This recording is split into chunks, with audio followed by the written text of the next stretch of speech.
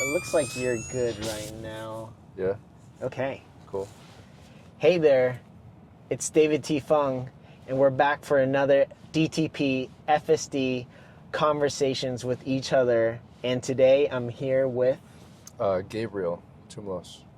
and we're gonna take the scenic route today. You suggested that we head out to like the Angeles Forest scenic route area there. I believe that's Highway 2. Mm-hmm. How about we head to Josephine Peak Sounds good. and see how FSD handles that? I haven't taken the FSD up there. Okay. And you're the first friend where I get to try FSD version 13.2.2, so I'm excited. Yeah, me too. Have you done any like kind of FSD canyon stuff? I have not, so this is the first venture and All journey right. of how it maneuvers all this, so Yeah. we'll take it as it goes. All right, this might be the last episode. No, I'm kidding. Let's hope Yeah. not. We're here. I'm here to take over if needed. Let's go. Okay. Navigate to Josephine Peak.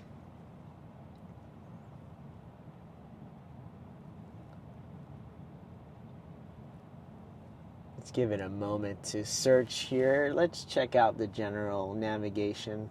Looks like we're getting into the good depths of the Angeles Crest Highway, so let's get going. Now it's a one press journey, a brake, release, and here we go. We're backing up with this version, so it has that ability to do that now. We'll see how it handles the end destination, if there will be any parking lots to park on that highway. But how are you feeling? Is this your first time in full self-driving? Have you done Waymos before? I have not done a Waymo. I have test driven all of the Teslas and been driven around in them a few times. Yeah. We most recently test drove a Model Y. I love the initiative there. Yeah. We most recently test drove a Model Y because I'm in the market soon for a new car. I've been driving this electric motorcycle now for the past 3 years, and I'm feeling like, despite it being an absolutely magical experience that I love, I'm finding myself wanting a less stressful and safer kind of mobile experience now. Yeah. And so anyways, the Model Y was one of the cars that we tested out, in addition to the Rivian and the new Ioniq lines. And so we did a full self-drive, that one. Nice. Yeah. But it wasn't this system, I don't think. Yeah, the current Model Y is on hardware 4. Correction there, hardware 3. This Tesla Model 3 and the Cybertruck has hardware 4, which has better capabilities. This has the latest AMD Ryzen chip. It's definitely less shaky on this FSD versus my parents' Model Y, which has hardware 3. But hardware 4 should be coming out shortly with the new Tesla Model Y releasing. Word that production is already happening in Shanghai, China, and it should come to the US soon in Q1 or Q2 of 2025. Cool. It's the same CPU chip that's in my my machine learning rig at home. Whoa. Well, I don't know if it's the same one, but I have a Ryzen 5950X Nice. in my machine at home. So Yeah, I have that in my guide too, and I've been starting to build a local model on there. nice. Language model. Yeah. Yeah. Cool. Open source, downloaded Llama, trying to learn and test it out. And back in 2018 to 2021, 2022, had the NVIDIA cards to mine Ethereum as well, upgrading over time. Yep. Did you mine Ethereum during that time when it was proof of work? No, interestingly, I never got into mining. I had some friends be very successful at that, and I've actually recently just, sold a company that was doing primarily Bitcoin mining and some Ethereum mining, I think, as well. But I never did. The fun story behind the machine that I have at home is I actually built it to be a Filecoin miner back in 2020 or 2021. When Filecoin was still launching. I thought, it might be nice to get involved pretty early on for something that to me seemed like a no-brainer, like decentralized file storage. Yeah. And so I, went through the whole process of selecting parts and building, a really beefy machine, like more involved and, high tech than I've ever built a computer before. And I ended up doing that experience for building that Filecoin miner for maybe a couple months, and then realized pretty quickly that I did not have the technical chops to like really make that a more self-service automated experience. And so were you trying to create a node yourself? I was trying to be a node in the Filecoin network, yes, and it required you to kind of pledge. They had this whole mechanism of basically pledging sectors of your hard drive space. So it's kind of like you're dedicating parts of your hard drive to the network so that people can use it. I see. And you have to, kind of like going through that process, there was this like pretty heavy computation process that basically like, segmented that part of your hard drive off just for the network. And you would have to do this constantly day by day. And if ever you fell behind or your node went down for some reason, and you didn't get it back up in time, there was this mechanism where you would get punished basically with a slash for having your node go down. And I think on a holiday weekend or something like that, I like let the machine go for a little bit too long, and then there were some errors and the node went down and I lost all of my sectors. Dang. And I was just like, well, I'm not doing that again. So, and then it just kind of became, my workstation at home for playing with some video and doing some image editing, and slowly but surely evolved into doing more proper machine learning work. So, no crypto mining, unfortunately or fortunately, I'm not sure. Yeah. Want to rewind back to it. How were you first introduced to crypto? Were you in another sector, then transitioned to crypto, blockchain tech? What year was that, or what was the first instance or use case? Yeah, the light mode version answer of that question is I was introduced to it in a trading financial capacity. I was still doing my undergrad at UIUC, University of Illinois at Urbana-Champaign, for accountancy, and a friend who was in computer science. This was maybe sophomore year or junior year. This was in terms of in years. That's what was this 2011 or 2012. Yeah. We were, basically like looking at this thing and going, oh, that's kind of interesting. Like internet money, what can you do with it? Whatever.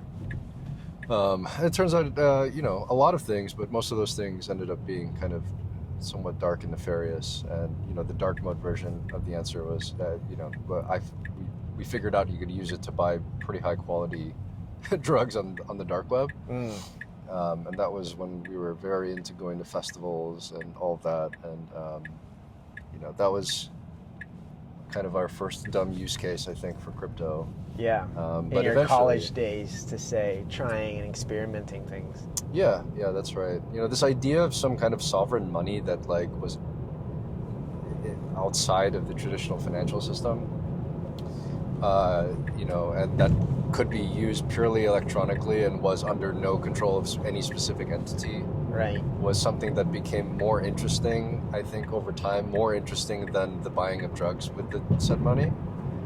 And once enough time had passed and, more of my brain cells had regenerated, let's say, I got more interested and invested in figuring out and understanding why this version of digital money was novel and interesting. Yeah. And it wasn't until 2013 when I was done with my undergrad and doing my grad year for master's in accounting that I had less distractions, basically, because all of my college mates had graduated and gone on, and I was left on campus doing a fifth year master's program. So I had less distractions, I had lots of study time, and my brain just goes to weird corners of the internet, and I started just digging deeper into forums, and slowly but surely discovering that there was this interesting game that computers were playing to create a secure, decentralized peer-to-peer network that hardened this digital form of money and allowed it to be kind of unassailable and resistant to attacks. Where an interested party that wants to steal some money, they try to do so. But for some reason, this system was uniquely constructed to prevent those kinds of attacks. And that became very interesting to me intellectually to try and figure out and understand. So, that was all, 2013, 2014. Started with Bitcoin, and then it moved into, they were called like master coins, or like these kind of meta coin projects that were all experimenting with different parts of decentralization with regards to this digital money. And eventually it led to the Ethereum white paper, and there's a longer story after that, but that's kind of how it started. Sounds like you dove deeper into Ethereum in a new way, because didn't you start building things on it? I know Mochi is more recent. Was there a saga before Mochi in identity and social capacity? Yeah, definitely. It started kind of in a really natural place where when I was looking deeper into the crypto economic game and the architecture that was powering this, I started getting very interested in these alternate ways of securing a network that didn't involve massive computation. One of those systems being the one that Ethereum now runs on, proof of stake. Right. Interestingly, that idea had been around for as long as these other meta coins had been around. They even predate Ethereum, right? Mm-hmm. And there was a coin called Next, that NXT, that was, as far as I understood it, one of the first, if not the first, peer-to-peer proof of stake systems that tried to achieve something similar to Bitcoin, right? Where you could build financial exchanges on top of it, and it was done in a how much of the network do you own? How do you have kind of put down as a deposit or a bond? Yeah. Kind of way, rather than using GPUs to guess the magic number. And I started to try and get involved in that community. I started, proposing projects. I remember one of the things that I proposed, because I was so accounting brained, was these projects that are trying to launch on the first decentralized peer-to-peer exchange on Next. None of these companies have prospectuses. They don't get audited. Their financial system, their financial reports, they could be bogus. Maybe I'll provide an auditing service or whatever. Yeah. And they were the people that were involved with the project were very happy to hear that I was excited to help out with it. They were also it's just way too early for that kind of stuff. Yeah. So because it was underground. Well, it just in terms of maturity and people were just having enough trouble grokking what this technology was. Right. Nobody was really trying to bring sophisticated kinds of businesses onto the platform at that point. And I was proposing things that most companies don't think about until they're well into their public era. Right. It sounds like it's the early signs and days of a form of DAOs, decentralized autonomous organizations, as well.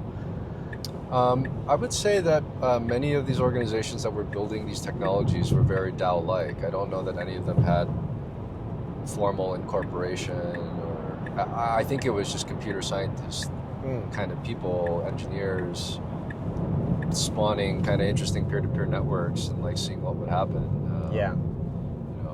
To the extent that there were, well-funded entities in the space that were actively investing in developing this technology, I think they were few and far between, and some of the more successful ones are the ones that we know today. And still, despite those organizations at that point would not have needed any of the services that I was promoting at that point.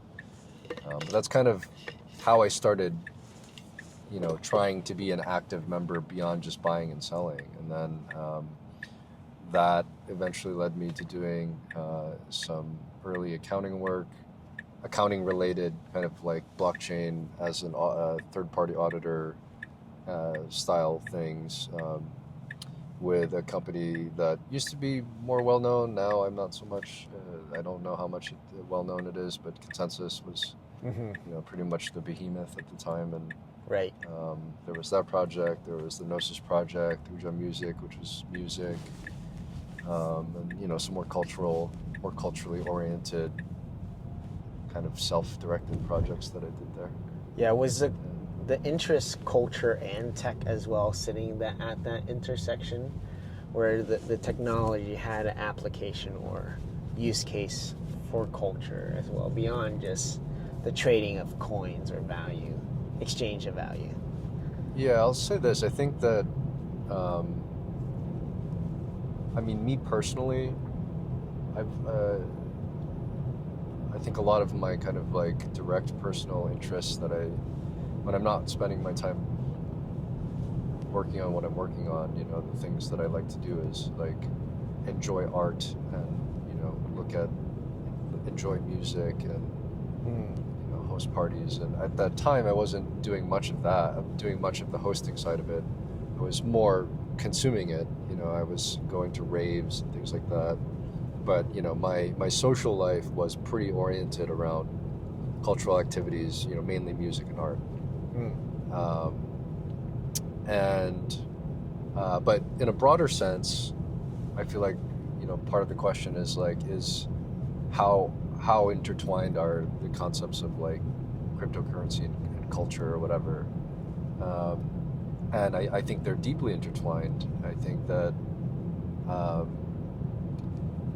at a certain scale, money becomes a necessity for maintaining not just wider culture, but even subcultures. And there's no getting away from, I think, the idea that like, you need instruments which represent some kind of energy exchange to be exchanged amongst participants in, a community as much as you would in a network. And, that exchange of energy might lead to, events and positive sum outcomes that then get shared and redistributed throughout that community. It's just coded in a different way. The way that communities and like subcultures talk about that energy exchange uses a language that's, somewhat completely removed from the language of finance. But at the core, you're talking about energetic exchange. You're talking about capturing, or maybe not capturing, but trying to ascertain the value of, a day in the sun, right? And figuring out how to turn that into something that allows more people to have more days in the sun. Yeah. Would you say it's a distribution of that energy as well, where buying power on the financial end, where if you have 10 people with $1, that becomes buying power $10, or the collective intelligence or the collective mind share we're able to concentrate and distribute? Is it on those bases? Let me see if I understand the question correctly. Are you asking, like, if more people have access to money, does this, result in more opportunities for that kind of redistribution, or are you asking something else? Yeah, I was trying to get an understanding and reword it in a different way, where the collective, in terms of bringing $10 with 10 people together, each having $1, and that shared knowledge coming to concentrate, and that energy is now shared. You said an interesting word of energetic activity. Was it? Can you unpack that a bit? I hope that made sense. Like energetic, what I mean by energetic exchange? Yes, yeah. Yeah. I have this. I'll try and like kind of continue off of the last thought I had of like, how do you value like a day in the sun, right? Money and other instruments that are kind of containers for value. There are many kinds of containers for value. This car is one container of value, right? Right. The first thing that people will tell you when you buy a car, when you think about financing and whatever, right, is like 50% of the value goes right out the door the second you drive it off the lot, right? Right, the depreciation. Yeah, right. So which kind of suggests that like a car is some kind of container of value, and then you have to ask yourself, well, why does it lose that value, right? Like all of the energy of the car is still brand new, right? I see. So there's some kind of strange like psychomagic thing that happens with value, and we stuff it into a variety of different objects and experiences that more often than not in our modern society we use money to facilitate that exchange. So what's interesting about thinking about crypto, or what I think crypto encourages people to do when they first get into it, is really kind of question all of your assumptions and what you think about money, where you think it comes from, what gives it its value, why so much of our lives are oriented towards getting more of it and spending more of it, and like the clearest kind of like picture thing that I've gained, I think, from this decade of really just playing in that world, is that really what you're doing is you're trying to like figure out the best way. Like what this system represents is a system for figuring out the best way to hold the value of your energy spent in a day. Like literally like a day in the sun, right? Right. And trade that for something else that somebody else has spent their day on, so that you have a little bit more of the other thing and they have a little bit more of your thing. Yeah. Right. Like that's the fundamental exchange that happens, because I see. We only have so much time when the sun is out, and we have to figure out what to do with that time. And you might focus on music, and I might focus on art or some kind of thing, and you might like my art and I might like your music, and we might go, hey, I've just spent my entire day on art, you've just spent your entire day on music, let's do some kind of exchange here. And then you have to figure out, well, how much do we exchange? How much of your music for my art? Right. And without going into some long history lesson, right, like we've gone through these different stages in human societies where we are constantly trying to figure out how much of this for how much of that. But at its core, the thing that you're measuring is time. And the time that you're measuring is, how much of this energy that I've harnessed from my day in the sun should I exchange for yours? Right. And that,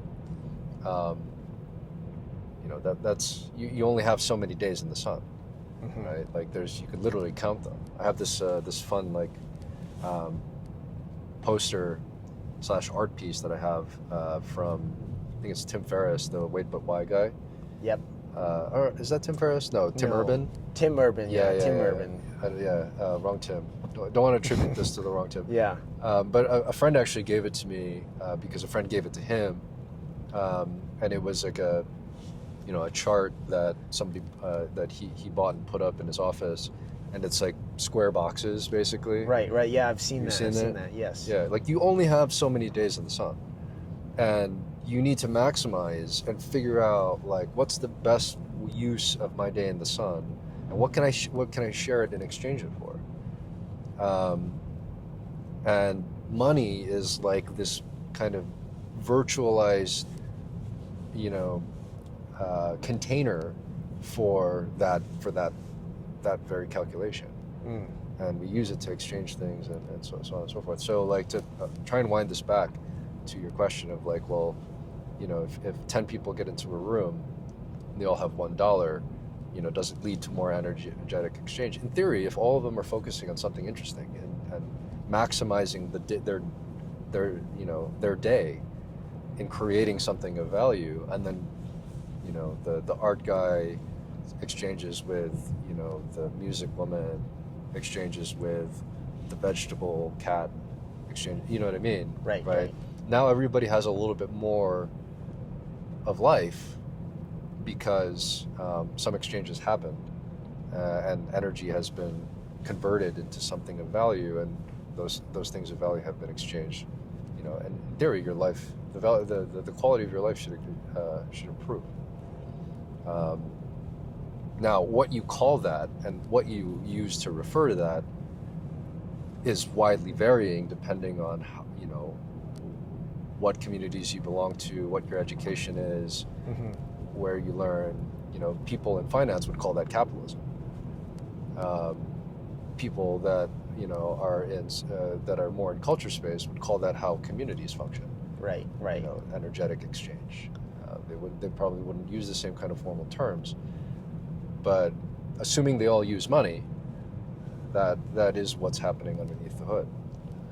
And crypto teaches you to, you know, look underneath the hood. Yeah, and question it, because money is one of the core pillars of a civilization. To keep it alive, keep the identity alive, the mission, the belief, the religion, the infrastructure, and the value of exchange. You've read the book Debt, 5,000 Years of It by David Gerber?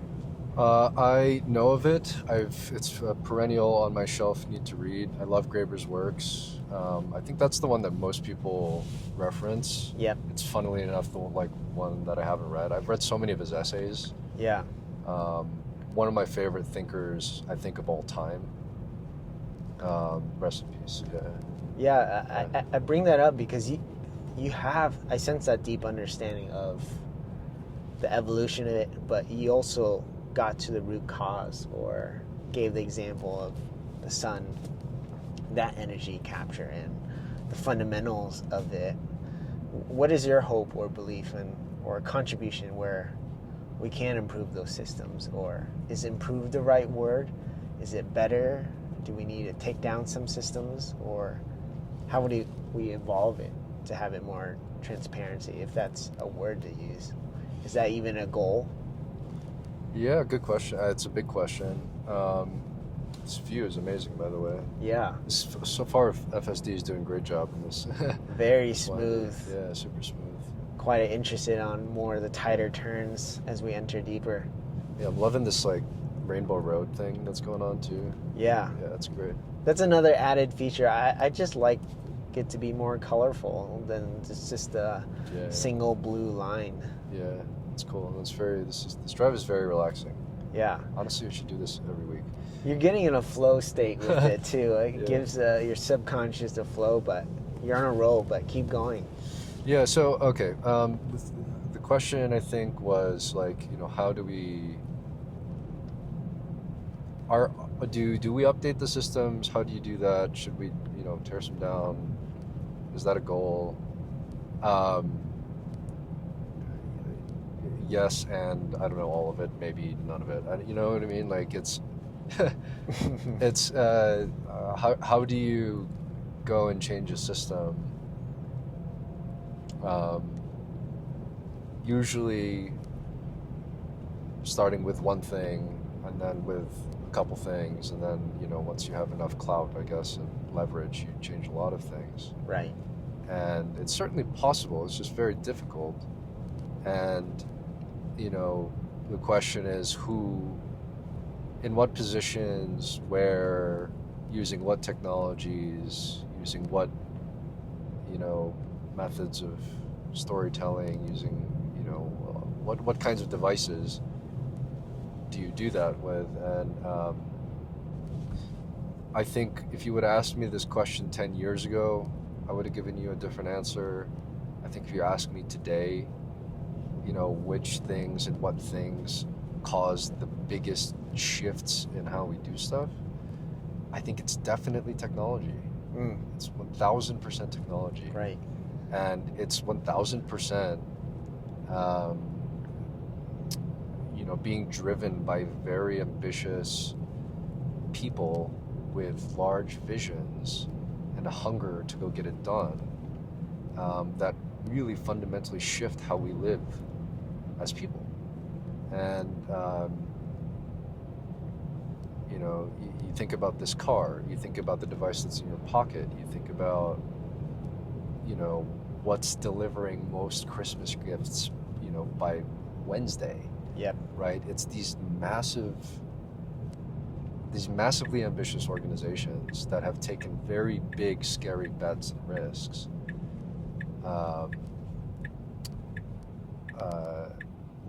within some idea of a system, of how to manage that risk. And you could name them one by one. The most recent one today was, people are not going to like this example. I don't know who the audience is, but right, like, interestingly, I was like wrapping some gifts, and I was going through my YouTube, and there was this like clickbaity article of a New York Times interview with Bezos. Have you seen this yet? Yes. Yeah, it's a couple days ago, I think, that it like got published or something, or maybe last week. Was it Adrian Ross or I forgot a gentleman's Sorkin? name? Yeah. Sorkin, yeah. Yeah, and like the clickbaity title was like Bezos shocks the audience with what he says about Trump and Musk or whatever. Is this going to do a U-turn? It looks like it. Oh yeah. This is interesting. Or it's going into this area, which is, I don't know if I want to go in there. Yeah. So let's see. Oh, it might have us loop.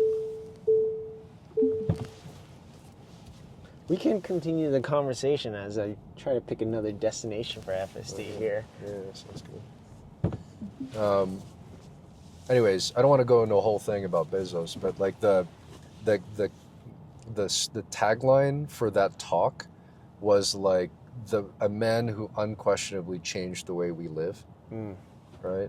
And it just kind of had me thinking. I was like, well, in what ways are that true? And it's like, no, I mean, realistically, yes. Changing the way we exchange and how we, purchase things and order things and how you get it from point A to point B.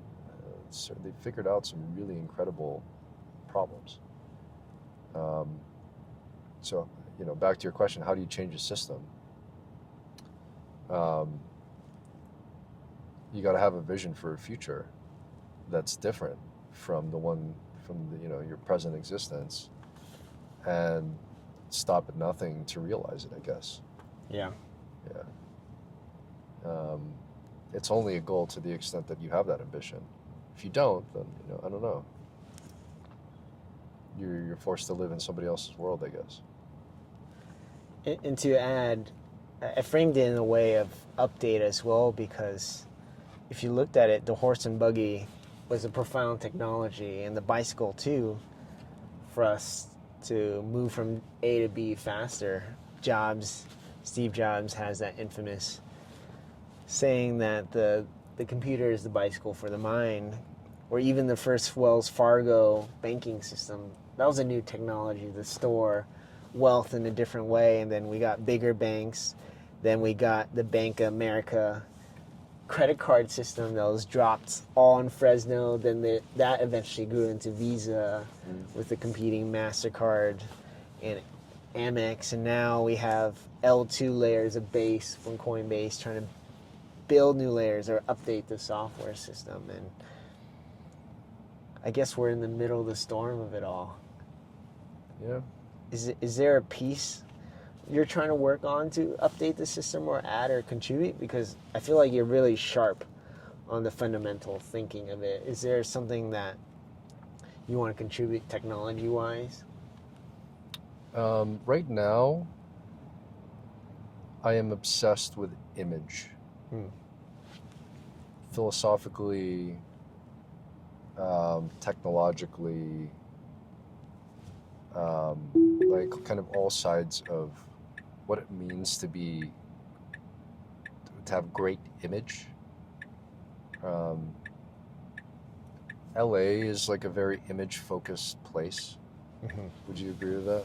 It is. It's a very image-concerned place. Right. It focuses on the stage performance and the image and, I guess, how it projects or how it's perceived. Exactly, yeah.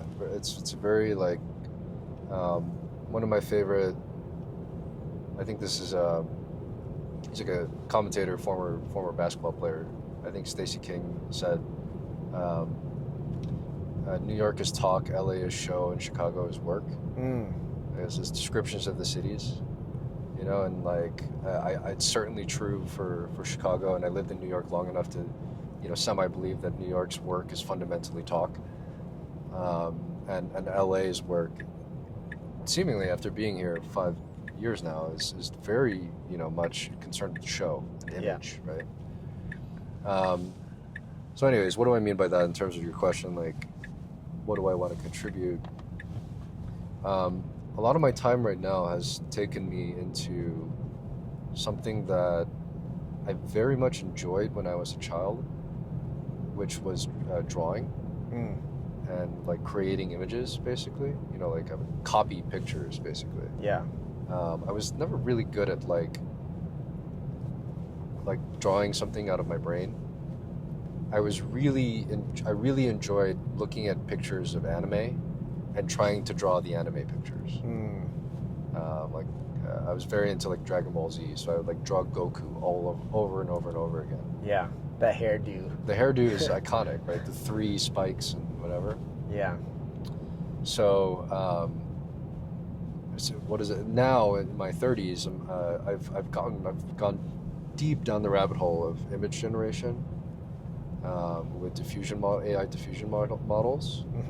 And this started kind of, I would say, around the same time that I built that Filecoin machine, and you know, eventually started converting it, and really intensified, I would say, last year when I had to kind of reevaluate what I was doing with Mochi. Yeah. And it kind of pushed me down this like, you know, this like kind of, you know, survival mode that was kind of almost like turning a technology that we had originally built for gathering communities to really using it to just kind of pump out marketing content. And the way that we kind of created some of that marketing content was using models that at the time Stability AI was putting out in the Stable Diffusion ecosystem. So like now it's kind of taken me into almost a bigger boy version of what I was doing last year, but still fundamentally what I'm obsessed with and a lot of my time and energy is going into is really figuring out how do you get to an image that you have in your brain, right? Like you start with an idea or a concept and you go through this process of trying to find things that kind of look like it, and like that process continues to refine that image in your brain, right? And through another, you know, kind of more involved process of finding examples and then teaching it to an image generation AI through the process of training, you could then give it a language in which it can understand what you're trying to get to, and also the source material through which to draw examples from, to then create that image for you. Yeah. And get from, you know, a vision that you have in your brain to something that's like 99.7% of the way there, and with a little bit of post, you know, you can get it there. Right. And even envision 100 or 1,000 or 10,000 different things that you didn't think about, that all again influence the kind of final outcome of that image, right? Right. This is similar to the music making process, where a musician or singer-songwriter may have a lyric, a feeling, and they sonically start to capture it in a recording session or studio, then fine-tune it over and over again. There's this story, then there's this emotion, but this is via image. This is like telepathy prompting. Can you say it's telepathy? Prompting? Kind of. It's like to put it in more abstract or like metaphysical terms, like you have to have a vision. Like you have to have a vision for something. And what that means kind of like in more plain terms is like you need to be able to see what you're trying to do. Right. And see it in your mind's eye. To perceive it. You have to perceive it, and you have to kind of be able to see its edges, and you have to like kind of have like this almost like this flash of insight that like allows you to move in the direction that takes you to that view of something. Yeah. And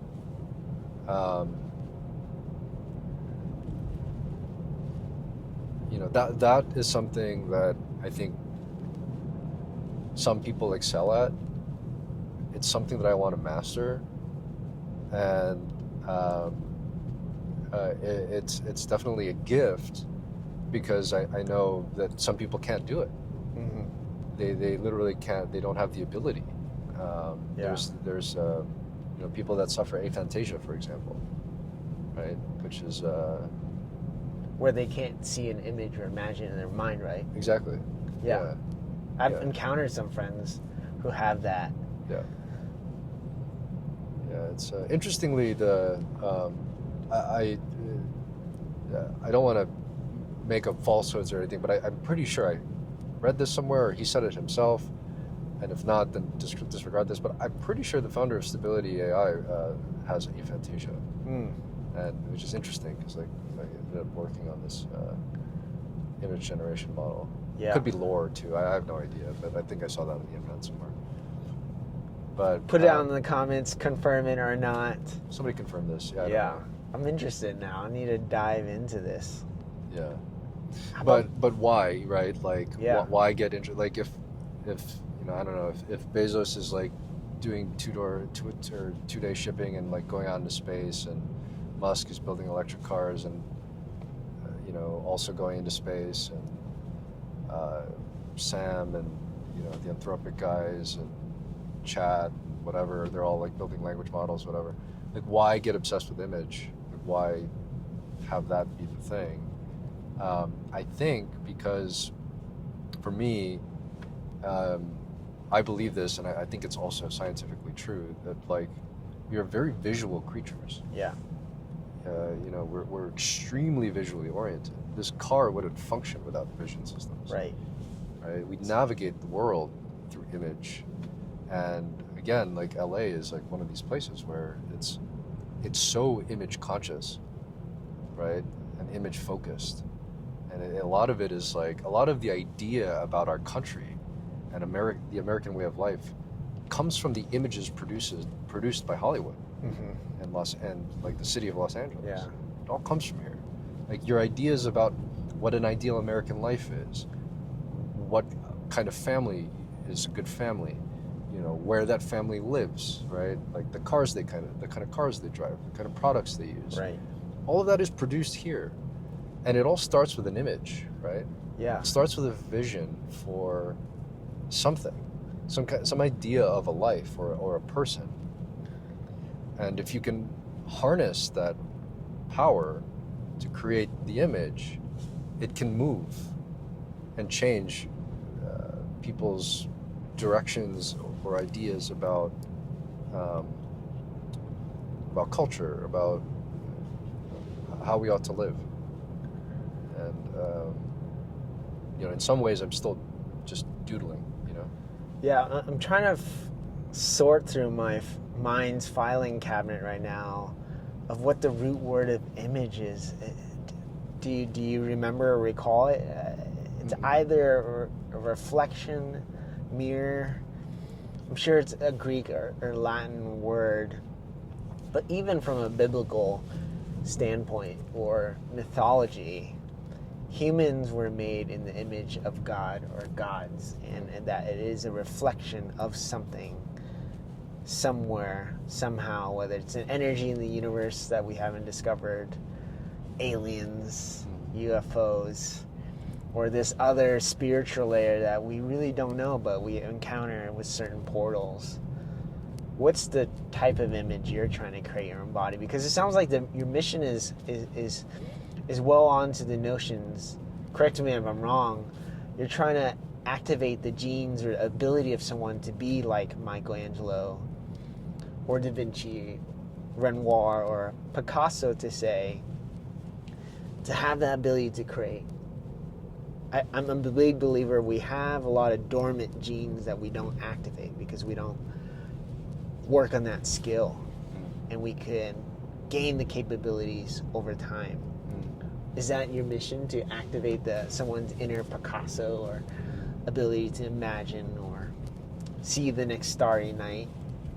That's an interesting. I like that phraseology. It's an interesting way to frame it, I think. What's the mission? I think to some extent there is some element of this that, again, to frame, it's like a superpower. It's like a magical power, right? Yeah. To be able to think of something and then create it, and this is in some respects has been the domain of artists, I think, forever, right? Mm-hmm. And will continue to be. Is to be able to depict some sublime realm, right? That is inaccessible to average humans, let's say. Us mortals, to say. Mortals, yeah.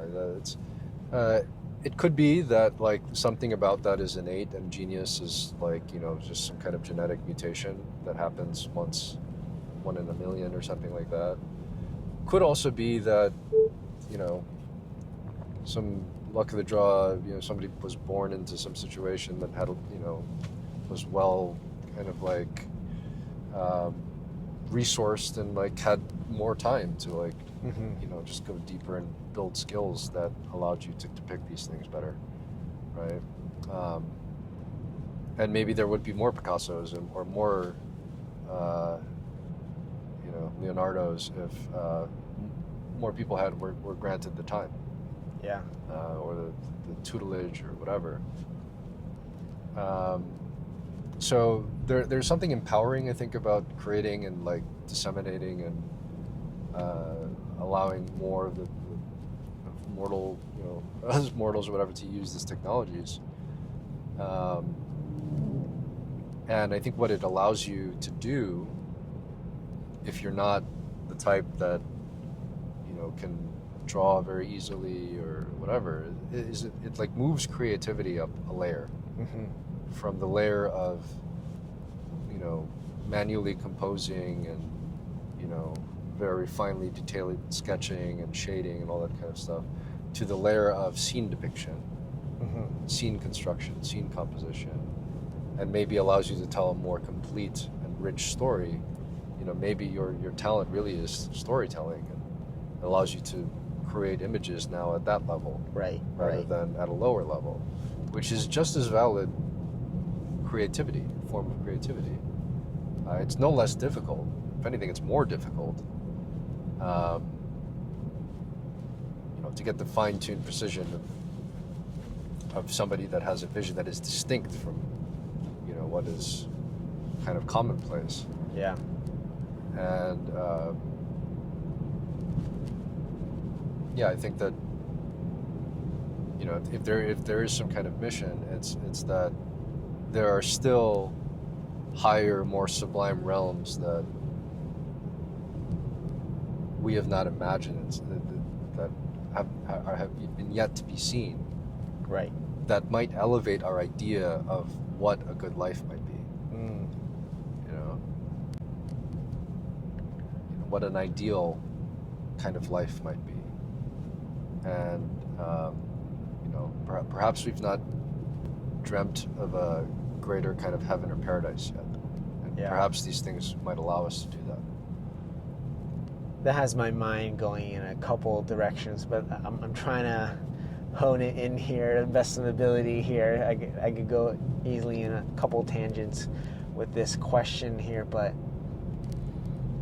one, it talks about a future that a lot of people are trying to predict, because when we have autonomy, specifically humanoids doing all the service, heavy labor, daily life stuff, the WALL-E scenario there, where you have all these robots, machines working the world, doing things, every type of service, where we have an abundance of people are expecting software and technology, especially AI, to unlock this new wrath and wave of abundance where we don't even have to work anymore, and everyone should be encouraged the ability to create or paint, make music.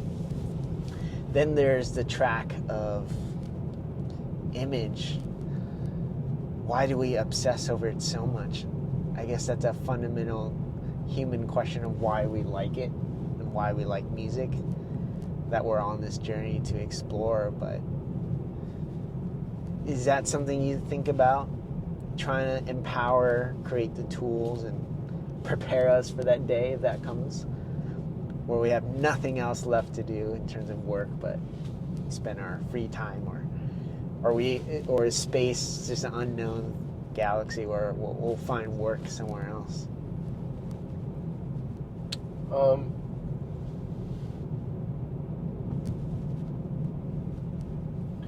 I think what I'm trying to do is help you depict that, what you just described there, right?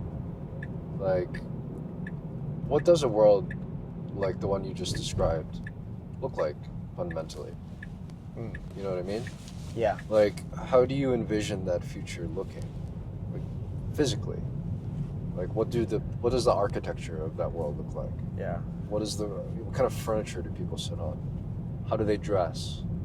You know, what kinds of colors dominate, you know, the spectrum of that world? Right. You know, so far, what's interesting about a lot of the models that are out today is that, well, you know, perhaps unsurprisingly, they reflect, you know, the internet, the corpus of, you know, creative works that they have been used to train them. Right. And, you know, interestingly, a lot of like the visions of the future tend to be quite dim, in my opinion. You know, like, well, if not dim, very, very pink and blue, kind of like neon metaverse, right? Yeah. More cyberpunk, less solar punk, would you say? More punk in general, right? Like it's in the sense that like it's kind of overwhelmingly dystopian, and the aesthetics are, you know, quite. It's not a bright future. It's a quite dim future, in my opinion.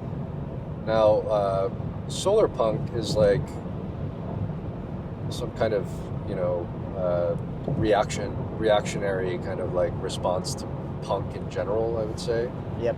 It's very not punk, if I understand punk correctly. You know, it's a kind of like punking punk, which is kind of like too meta, in my opinion. It's not exact. It's just it's reaction. Honestly, is all it is. Yeah. It's trying to drag punk out of the darkness. Yeah, it's like, no, just let punk be what it is. Like, let it be kind of like perturbed and like angry and whatever, kind of cynical. You know, like there are all kinds of aesthetics that have nothing to do with punk, right? Like punk was a reaction to some other older aesthetic, right? That they were all very annoyed by. Yeah. And it was a valid form of expression and continues to be, but it's also like pop culture. Like it's not counterculture to be punk. You know, it's, if anything, it's like very mainstream culture. Yeah. I made this comment earlier in the summer with my girlfriend, who you know, obviously, and I said it jokingly, but there's something that's kind of somewhat resonant about it, where I said Brat is the new punk. Yeah. You know, the Charlie XCX. Right. Brat Summer. The album. Album rollout, like neon green, meme kind of thing, and you know, it's this like more feminine kind of energy that is rebelling against the like Taylor Swift owns the music industry kind of vibe. And you know, if there were kind of a modern punk movement or something like that happened at like a wider kind of like societal scale. Like Brat seems like pretty close, maybe.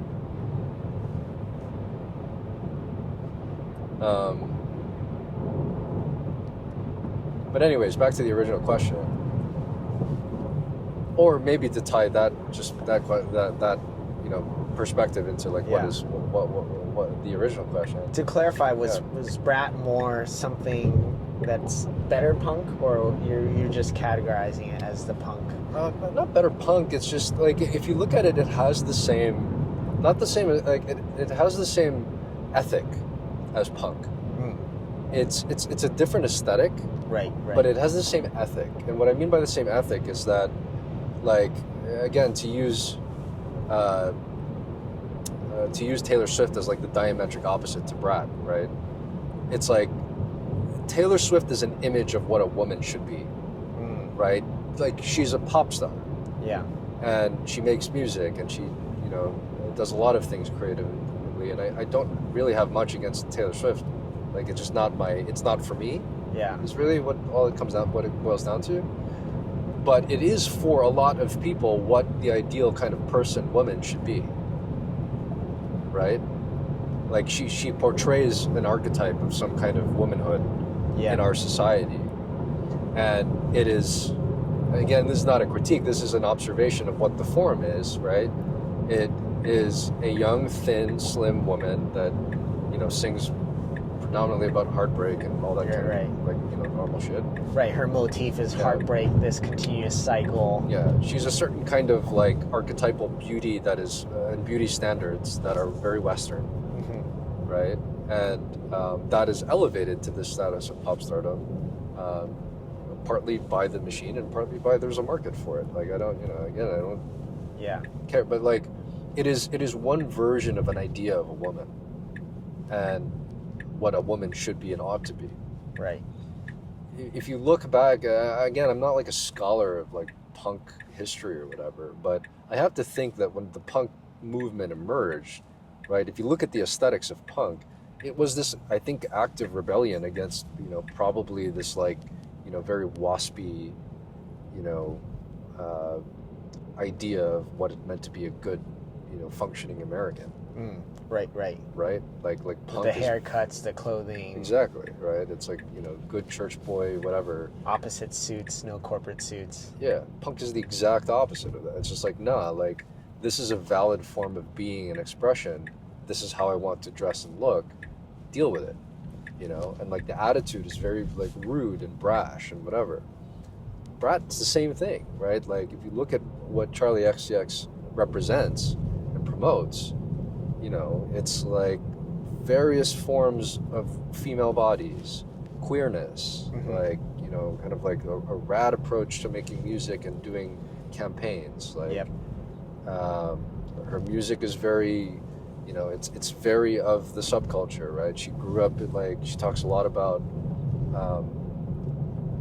underground raves and like growing up in that culture, I think in London.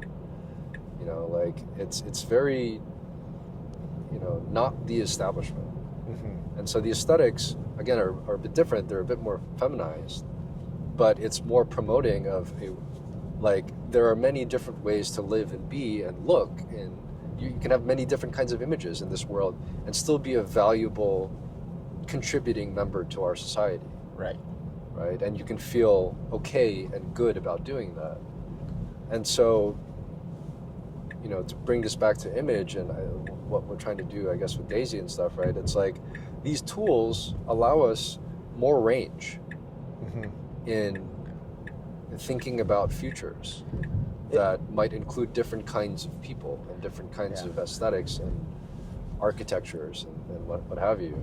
Yeah, to take it up to another level, software allows a single person to represent their image too. And with distribution of the internet, those communities could be widely represented because those channels were controlled by certain outlets or media channels, to say, at a timely scheduled form, whether it's a radio station, TV, the museum, the government. But now the internet has empowered people. Hey, I could build my own silo or world here and distribute as well. Yeah. for others to receive the signal.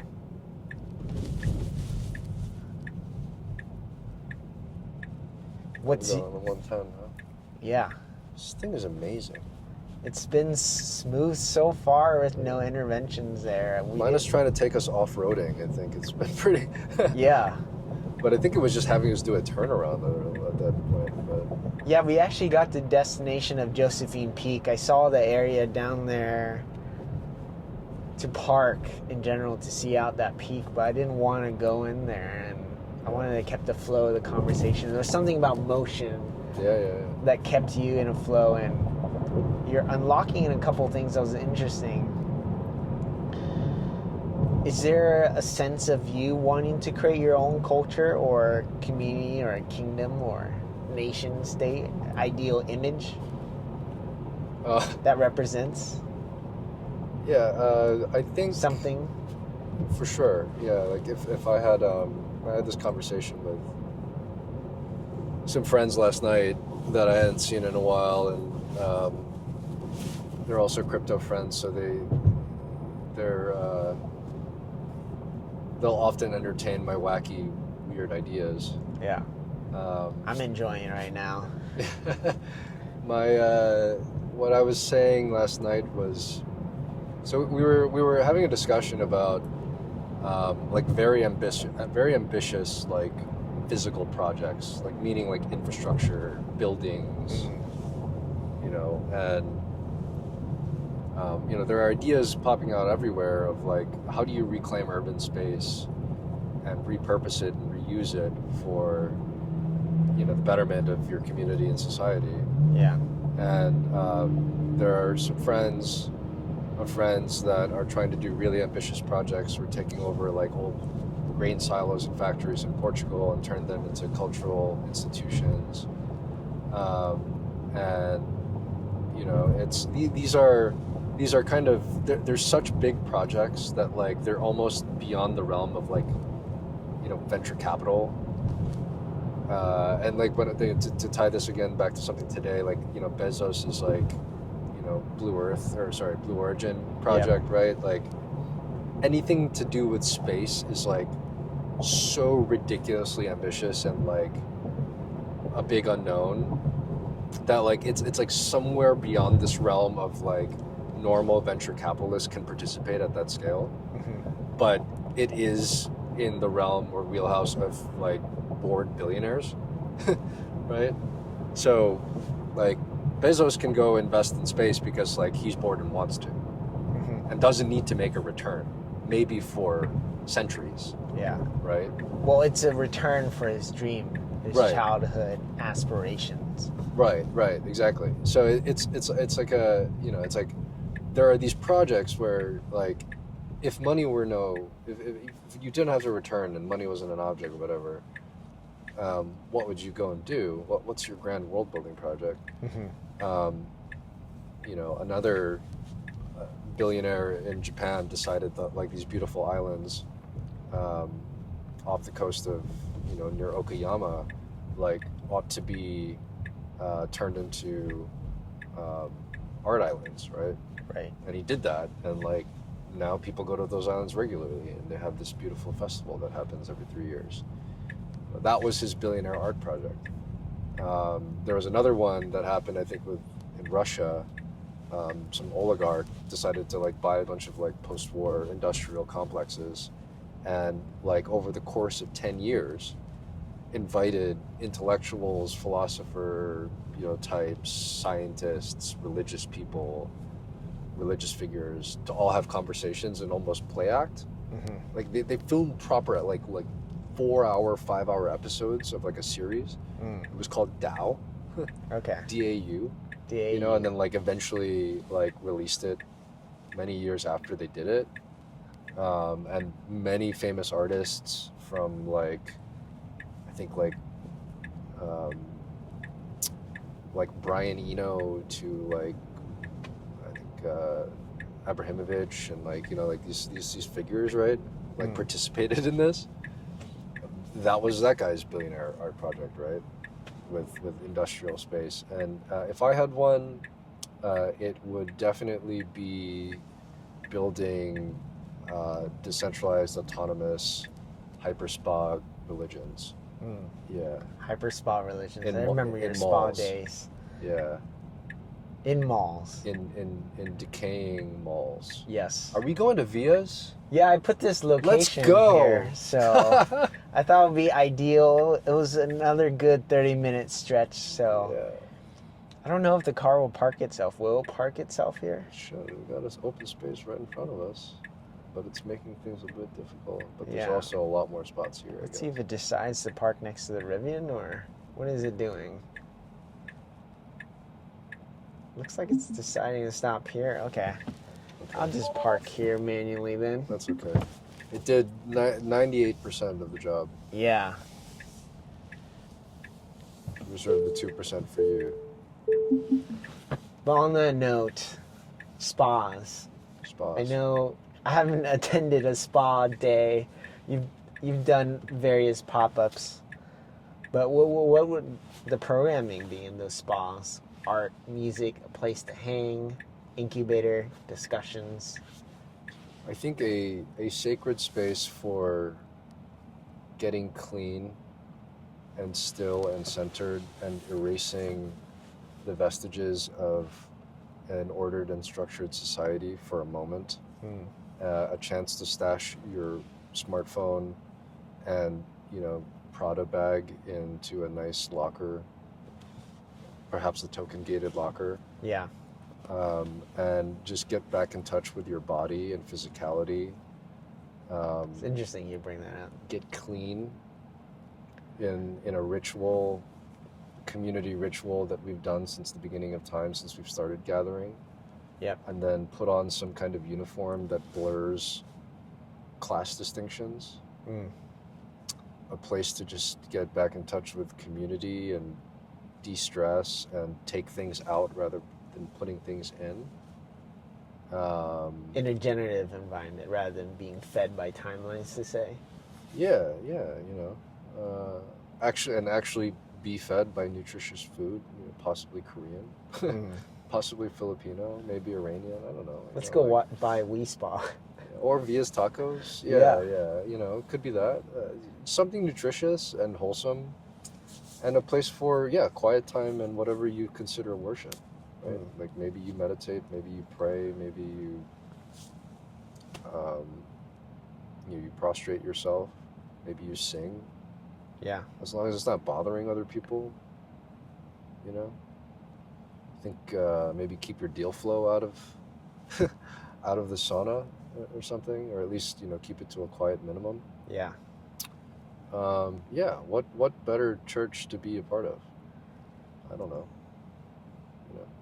Seems ideal. You're getting the health, the spirituality, the communal interaction, the sense of detaching from a world that may be pulling away your attention, your currency, where you're only given 86,400 seconds a day, but you get to reconnect with yourself. Not just only disconnect, but reconnect with yourself.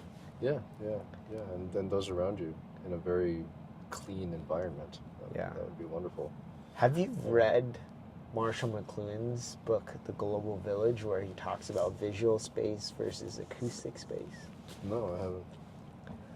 It's interesting how you talked about the image was something on top of your mind and something you're working on. Then you ended with this notion of wanting to find a sacred space to gather around each other.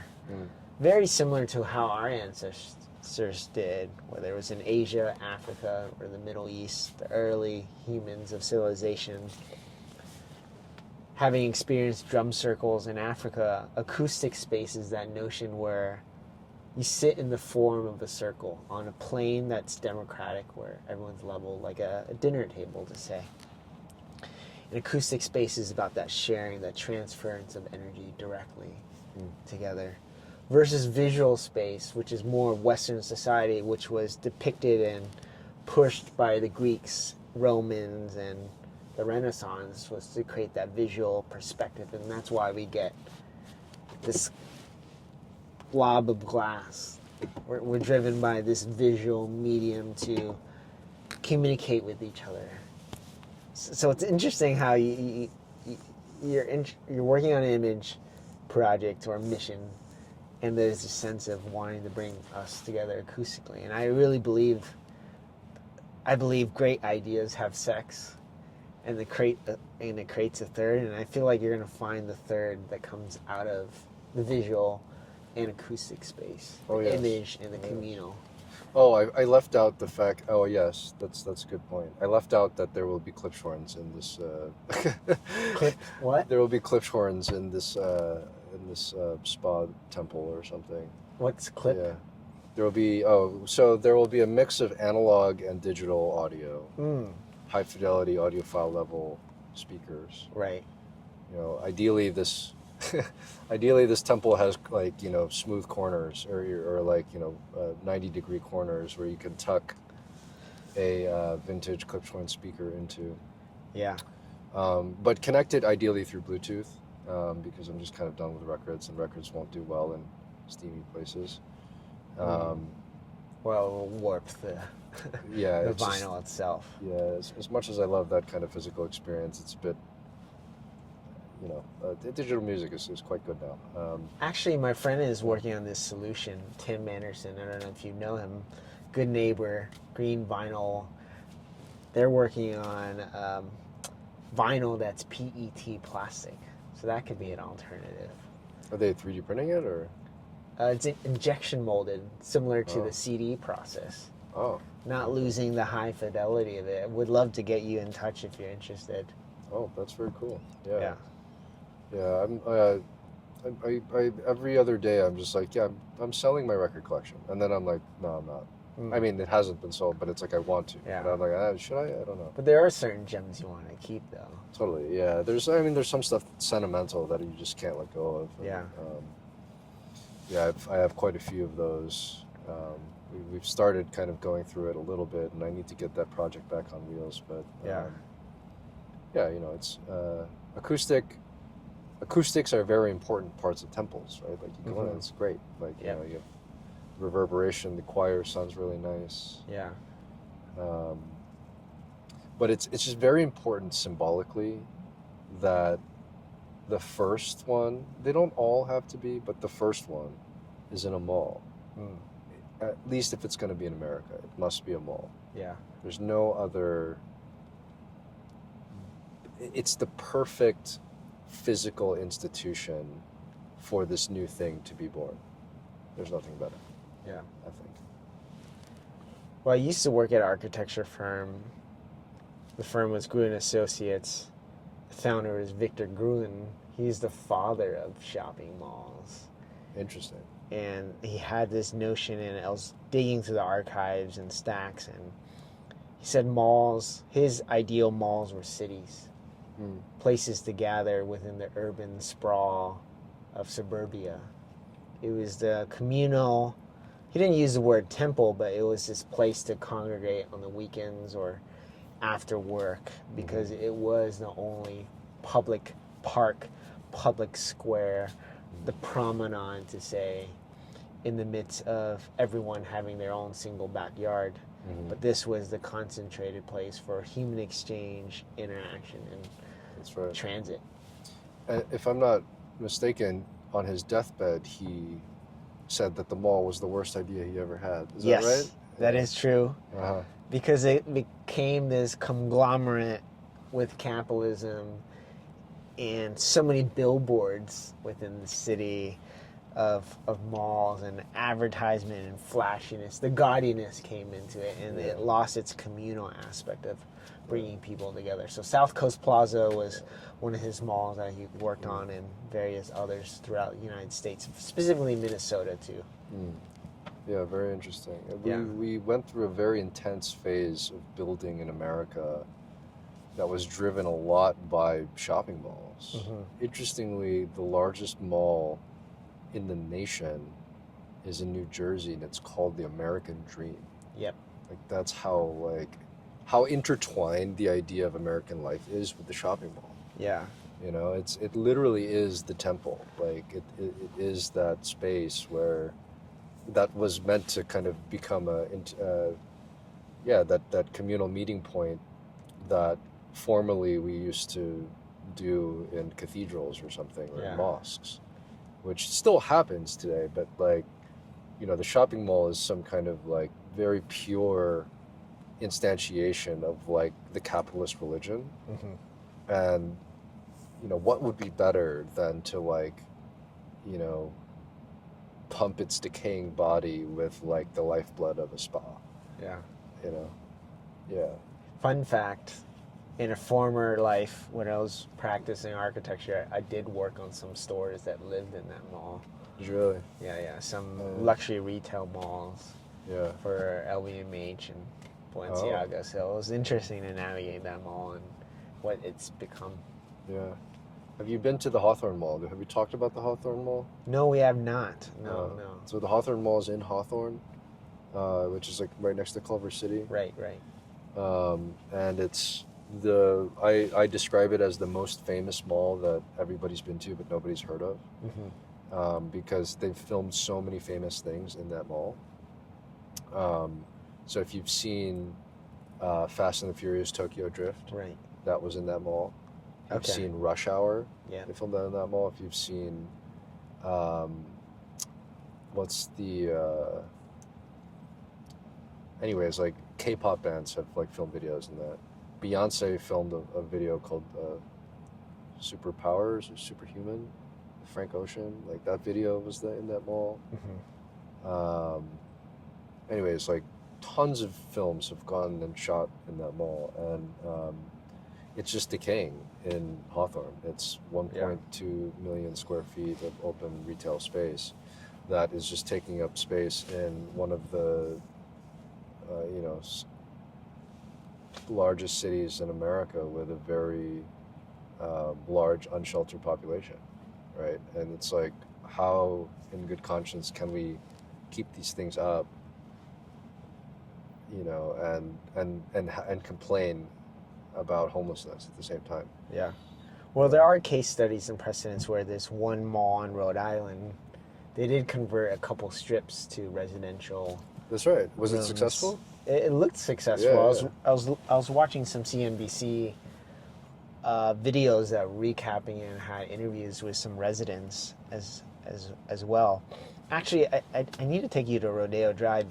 Before I left architecture, or I worked on this last store of Balenciaga. I don't know if you've seen the one on Rodeo Drive, but when we were working with the French Atelier, the concept was dying malls. If you walk in that store, to the right are like security gates from closed stores, and we wanted to mimic a dead mall, and this Balenciaga aesthetic is like taking over the main walkway of it. It's very interesting. Yeah, because we're analyzing the decay of malls with the rise of Amazon and individual shops and people going more local, malls moving away, and how that center of American nuclear family was moving to online or other stores. Yeah, they're that's so wild that like Balenciaga tapped into that a little bit. Yeah. They're like very good about being on kind of like the nose, keeping their nose to the ground or whatever for like interesting trendy things like that. Yeah. But yeah, I think there's something very salient about doing that and somebody doing it soon. And I wish that for the crypto people that are potentially listening to this, I want to send the message of like, stop buying toxic assets over there, like the castle thing. Just cut it out. Like, stop buying those toxic assets. Buy these toxic assets. Buy this toxic mall. Not financial advice. Yeah, not financial advice. Like, there's just better uses for your ill-gotten gains. A shopping mall that's turned into a wellness spot. Like, I can't think of a better NFT club that girls would want to join. Yeah. I mean, Simon Property Group is losing its value over time, but it's still somehow standing on the midst of its crux. But before we dive into FSD 13.2.2 reactions, I do have one last question that relates to an image that we see all over Los Angeles. and that is, if you owned all the billboards in Los Angeles, what would your message be? Oh, wow, that's a big question.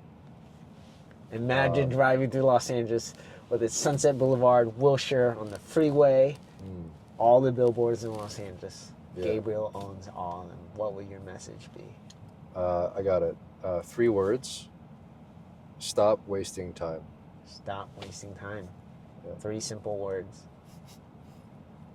But with that, FSD reactions here. It navigated Angeles Crest really smooth there. No interventions there. We had to turn around once we got to Josephine Peak, but thoughts, feelings?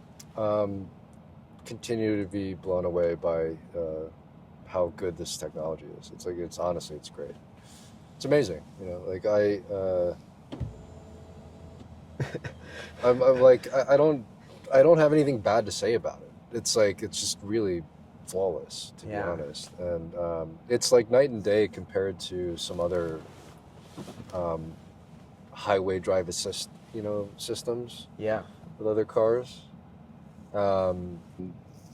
So FSD, it's a flawless experience, I think, usually. Barring it trying to take us off-roading and not parking the car at the very end, because I think humans should have one small job to do, at the very end. Okay. Yeah, it's a flawless experience. I literally have no complaints about it, and it kind of annoys me. Yeah. Yeah. You're also talking about something interesting. I don't know how much of the footage was cut out there, but you're saying Tesla had this ideal picture of a red pill future. Oh. Hyundai Ioniq had this solar punk. No, the Rivian. Rivian had a solar punk, adventurous, travel the world, outdoors, lifestyle. Yeah. Hyundai. Yes. Where does it sit? Yes. So the quick context is I've test driven like 5 cars in the last 2 months or something like that. Of those cars, pretty much all of them have been electric. We test drove the Model Y, the new Model Y, the Rivian R1T, and the Hyundai, both Hyundais, but the Ioniq 5N, which is like the racer version of the Ioniq 5. Yeah. It's kind of like the Golf R, if you're a car person. The way that I describe those experiences were like, Tesla is like red pill future, car future. Rivian is like green pill, and like the Ioniq 5 is like blue pill. What I mean by that is like they all kind of have different views of what we're going to be doing with our electric cars. And Tesla's is very like pure automation, like little to no human intervention. Mm-hmm. The car drives itself. Right. And this is one view of like automation in the future and technology. Like if part of the reason why I, despite loving FSD so much and like thinking it honestly is the best, without a doubt, part of the reason why I won't buy a Tesla is because like the technology is proceeding kind of like at iPhone pace, right? And it seems to me almost like the play for Tesla in the near future is, right, like pure subscription cars. Yep. In a way, like you just pay for a subscription. Anytime you need to pick you up, it's like calling an Uber. And at that point, it's like, why own the car? So that's like that's like my possible prediction of what might happen. Maybe I'm completely wrong about that. But let's say, sorry?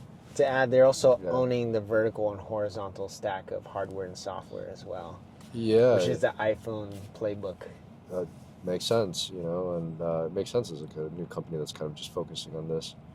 But obviously, they're doing a lot of things with batteries and stuff. But anyways, like in a tequila, I guess now. But, yeah, mezcal. I'm a mezcal, yeah. But so like their view of the future is like full self-driving cars, networks of these things, and like you're just kind of sitting and doing this, right? Which is really fun. Like it opens up an avenue for creativity that wasn't possible before in a car. Yep. So that's one interesting view of the future. Rivian's was like this kind of like, solar punky vision of the future, which is like, in my opinion, not like a real proper green pill, but it's like, it's like you're going to have great electric power and like you're going to drive this thing into a volcano or like, you know, throw a surfboard in the back, Yeah. right? But like the bottom is a McLaren, like, you know, chassis, and like it's gonna be a hell of a lot of money to fix. Like it kind of doesn't make any sense, Yeah. and is almost like a reaction to like the red pill thing. The interesting thing that I found about, or that I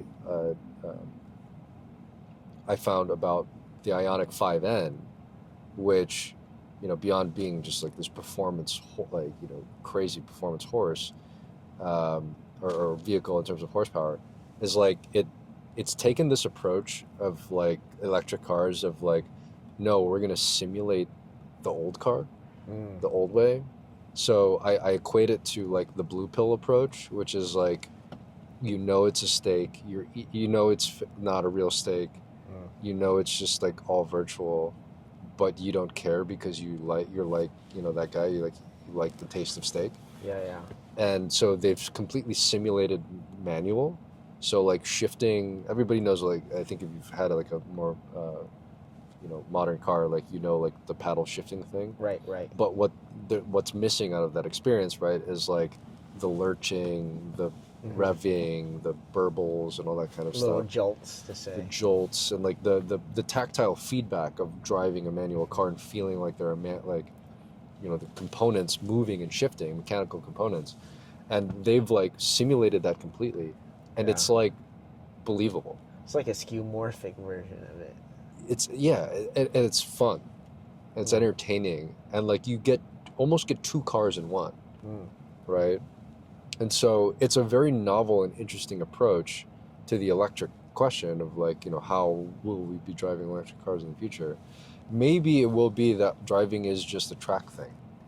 You know, manual physically driving is like, becomes this like, you know, kind of track pastime for people who are like nostalgic about how we used to drive cars. Yeah. You know? But it's very interesting. I think it's a competing project, but FSD is the best full self-driving option on the market. Nothing even comes close to it. Yeah. Yeah. I'm actually excited to try out your Hyundai Ioniq 5 and when that comes. Yeah. I don't know if we'll get it, but you should definitely go test drive one. It's insane. I enjoy test driving others as well. Still love manually driving. I didn't personally get the performance trim, but I love track situations and have learned from a friend, CY, in Seattle to do some drifting as well, so that's been fun. Oh, nice. Just to burn some tires. All right, yeah, okay. Because that's the future of driving, where it'll be closed-looped, crazy maneuvers. In a fully self-contained environment where nobody else can be harmed by your fishtailing. Yeah. Yeah. But with that, I was really excited about the future of what you're creating and what you shared. Hopefully the world hears your message of stop wasting time. But with that, I'm thankful for you. Keep going and stay heartful. Stay heartful.